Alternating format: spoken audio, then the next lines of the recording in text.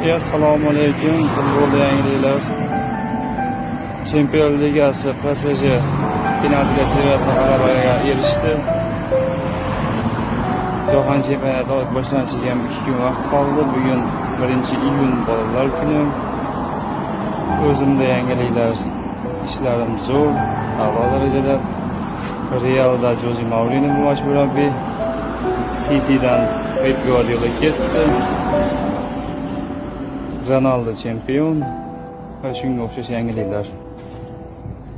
Chempionlar Ligasi g'olibi 2 karra g'olib PSG. Qoyil, bravo.